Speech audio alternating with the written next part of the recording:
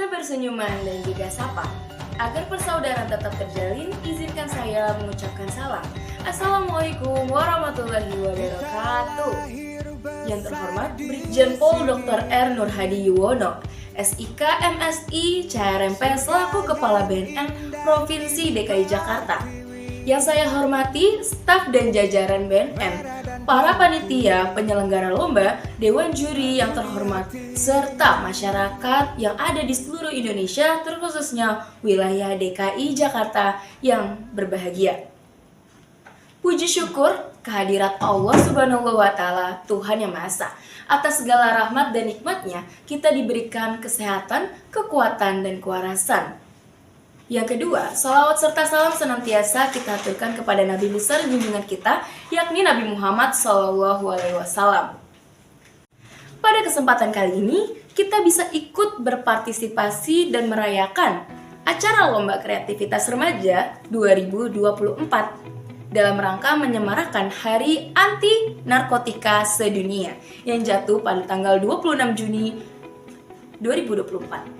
Perkenalkan, nama saya Renisha Zifkaila Arzufi, selaku pelajar dari SMA Negeri 71 Jakarta, yang siap dan bangga rasanya serta antusias untuk mengikuti lomba yang bertemakan kreativitas tanpa batas, cegah narkoba hingga tuntas. Apakah teman-teman menyadari dan setuju kalau penggunaan handphone itu menjadi habits di tengah masyarakat kita yang majemuk? Tentu pada setuju dan mayoritas bilang yes, karena dalam State of Mobile 2024 yang dirilis oleh Data AI, penggunaan handphone itu merupakan hal yang lumrah di masyarakat Indonesia.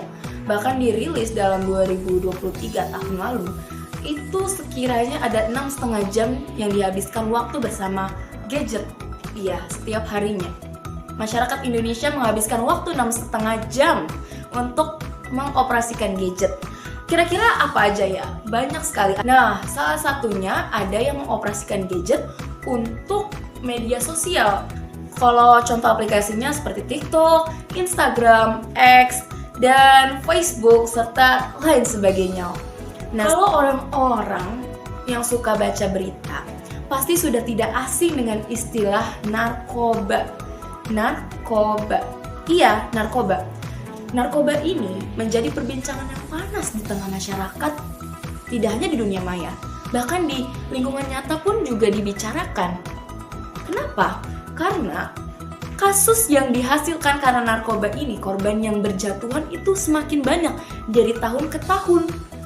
Nah, korban yang dihasilkan, korban yang diakibatkan dari narkoba ini juga tanpa memandang usia, tidak memandang usia, baik dari usia pelajar, usia yang masih bekerja, bahkan lansia pun juga terjamah oleh narkoba, dari usia 15 hingga lansia. Nggak kebayang sih betapa seramnya narkoba ini. Bahkan baru-baru ini pernah dengar ada penipuan yang sengaja modusnya untuk membohonginya, mengiming-imingi anak SD dengan permen atau jajanan yang unik dan manis atau warna-warna, tapi ternyata itu narkoba. Sungguh sangat disayangkan. Kalau orang-orang membaca berita, ya terutama saya pribadi membaca berita itu langsung was-was dan khawatir bagaimana nasib generasi muda, nasib lingkungan kita, Indonesia yang akan datang nanti, bagaimana visi yang ingin diwujudkan oleh Indonesia Emas 2045. Alasannya apa? Karena digitalisasi ini teman-teman, salah satu faktornya teknologi. Seperti dalam gagasan saya, pada pidato kali ini, kita harus menjadi pelajar yang aman, anti mendekati narkoba. Pada hal tersebut, tentu kita harus mendekatkan diri kita kepada Allah Subhanahu wa Ta'ala, Tuhan Yang Maha Esa.